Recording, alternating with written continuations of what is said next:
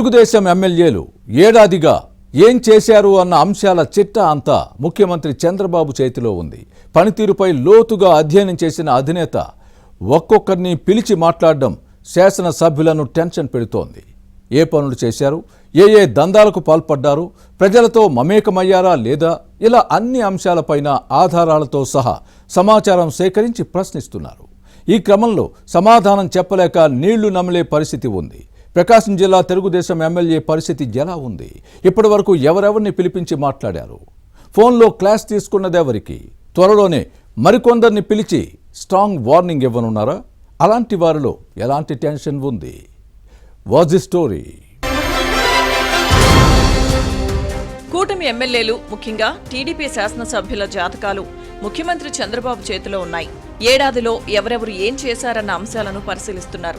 తప్పు చేసిన ఎమ్మెల్యేలను పిలిపించి మాట్లాడుతున్నారు.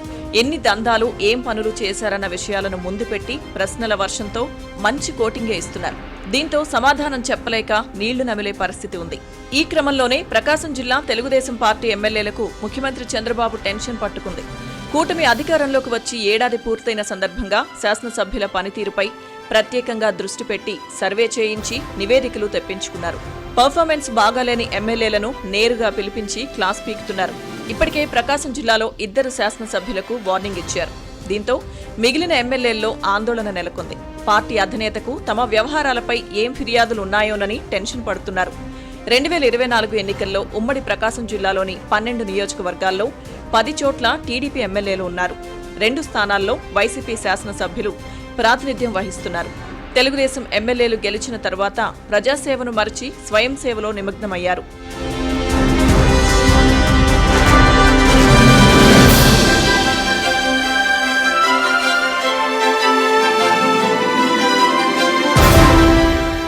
ప్రజా సమస్యలను పక్కన పెట్టి ఆదాయం పెంచుకోవడంపై శాసనసభ్యులు దృష్టి పెట్టారు.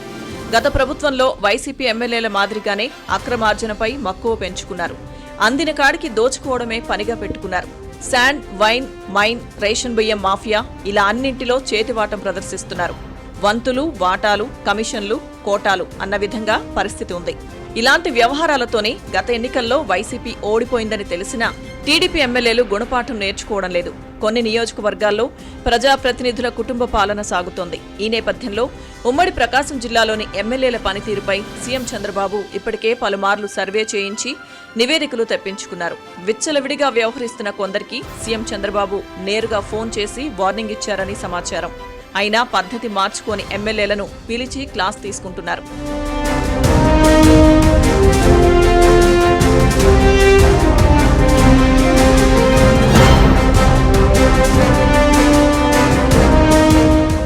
ప్రకాశం జిల్లా మార్కాపురం, గిద్దలూరు ఎమ్మెల్యేలు కందుల నారాయణ రెడ్డి, ముత్తుముల అశోక్ రెడ్డిని సీఎం చంద్రబాబు పిలిచి మాట్లాడారు. ఇద్దరి పనితీరుతో పాటు నియోజకవర్గాల్లో చేయాల్సిన అభివృద్ధి పనులపై చర్చించారని సమాచారం. నియోజకవర్గాల్లో కుటుంబ సభ్యుల జోక్యం పెరిగినట్టు గుర్తించి ఆధారాలు ముందు పెట్టి ఇదేంటని అడగడంతో బిక్కమొహం పెట్టుకున్నారని పార్టీ వర్గాల్లో వినిపిస్తోంది. గత నెల 29న మంగళగిరిలోని టీడీపీ ప్రధాన కార్యాలయంలో జరిగిన పార్టీ విస్తృత సమావేశం తర్వాత 4 ఎమ్మెల్యేలను పిలిపించి స్ట్రాంగ్ వార్నింగ్ ఇచ్చారన్న చర్చ సాగుతోంది. డోస్ కాస్త ఎక్కువగా ఉండడంతో ఆ శాసనసభ్యులు కంగు తిన్నారు. చంద్రబాబు 4 మాట్లాడేది ఒకలా ఉంటుంది, ఇక ముఖాముఖి భేటీలో సీరియస్గా హెచ్చరించేది మరోలా ఉంటుందని బయటకు వచ్చిన తర్వాత వారు చెప్పడాన్ని పరిశీలిస్తే మిగిలిన వారికి ముచ్చెమటలు పడుతున్నాయి. అధినేత ఏ విషయాలు ప్రస్తావించారని అడిగి తెలుసుకుంటున్నారు. సీఎం నుంచి పిలిపోస్తే ఏం సమాధానం చెప్పాలా అని కొందరు సమాచారం సిద్ధం చేసుకుంటున్నారు. ఉమ్మడి ప్రకాశం జిల్లాలోని మిగిలిన ఎమ్మెల్యేలో తదుపరి వంతు ఎవరిదో చూడాలి.